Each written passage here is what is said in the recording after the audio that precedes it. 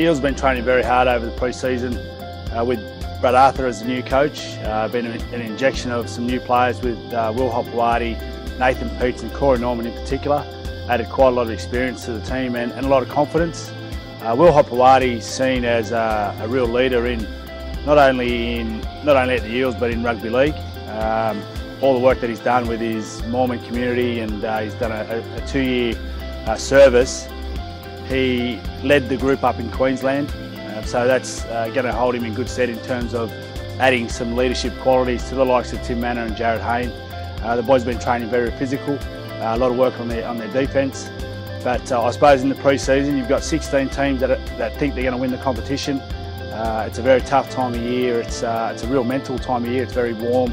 The players are normally training in the heat of the day, so it's those teams that really prepare as hard as they can, make the most sacrifices in the off-season, have some luck with injuries as well earlier in the season, and can really have a good start to the year. And that's what we need as a club to get some confidence. We need to have a really solid start to our season, a solid first month of NRL premiership matches to give the community, the fans, the corporate partners, but most importantly the players, to give them some confidence. They've been bashed from pillar to post over the last 2 seasons, but everything's positive at the moment.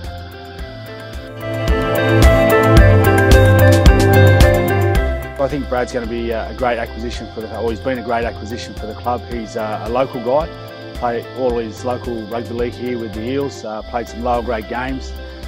He's learnt under one of the best in the game in Craig Bellamy, learned his craft there at Melbourne.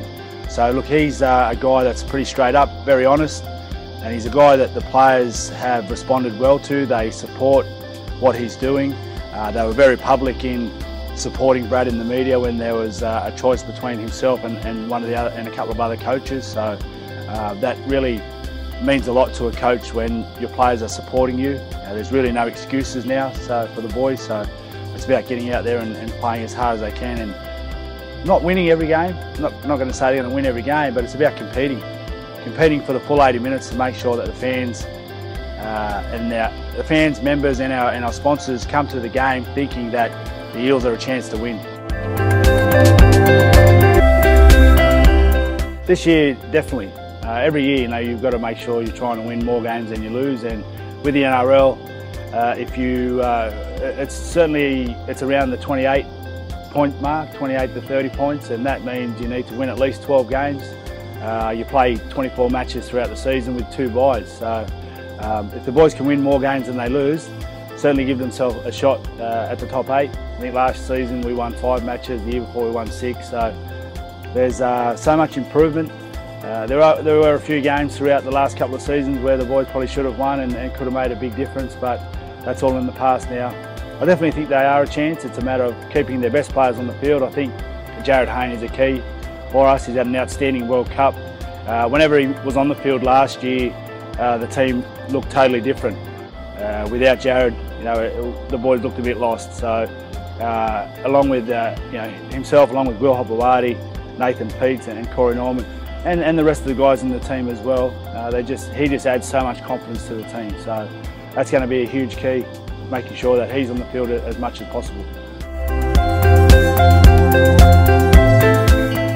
Yeah, the SG Ball, the under-18 team with the club there, one of our elite teams.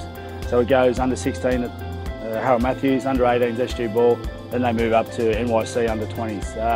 It's something that I wanted to give a go, the coaching. I wanted to dip my toe in the water and see if I liked it. I'm enjoying working with the club in the sales and marketing side, but to be involved with rugby league again, it's been great. I've really enjoyed it. It's great to be a part of a team and being around rugby league and being around young guys that really have dreams and aspirations of playing in the NRL. They're very committed bunch of guys. They listen well. They're at that age where they want to learn as much as they can. So it's been really good. There's a lot of expectations on the team this year. They probably should have won the competition in 2013. We've got a lot of players backing up from that squad. So all in all, it's been great. The future looks very bright for the Eels in terms of the young players coming through. We won the Harold Matthews, which is the under 16s last year. So the future looks bright.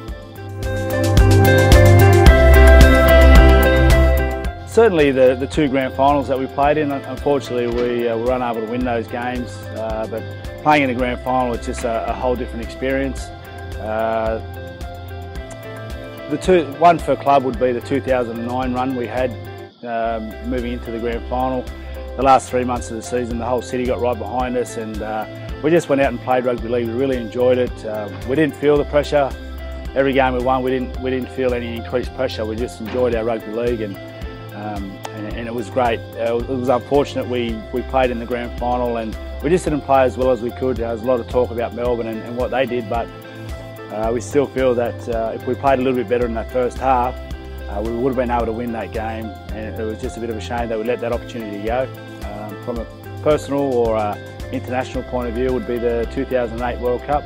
That was certainly a wonderful experience to win that. We were huge underdogs with New Zealand. First time New Zealand have won the Rugby League World Cup. They've won the Rugby Union World Cup a couple of times. So those two were wonderful highlights in terms of my playing career. It's good. I think it's a wonderful story. Louis and Phil, two young guys growing up in the West, starting their business in their own home, and they've made it clear that their two goals with it was to run their own business and become sponsors of the Eels. So they've done that now. They've been with us for 12 months so far, increased their partnership and their sponsorship, looking to grow their brand, and I suppose it's a great opportunity for content security and for the guys to get involved with the Eels, because it's about us really improving. We feel we've built a pretty solid foundation, both off the field, commercially and administration-wise, in terms of building the structure of our club and our team. We've got some new players, we've got a new coach, and we really feel there's something special around the corner for the club, and it's very exciting to have content security on board. Obviously with the change to the security legislation, with all the internet and all this fraud going on, it's a wonderful opportunity for not only our corporate partners who are already involved, but to really grow the brand of content security, both in Australia but right across the world. Our NRL matches are played all over the world, New Zealand, in the UK, so it's a wonderful opportunity for the boys to get their brand to go global.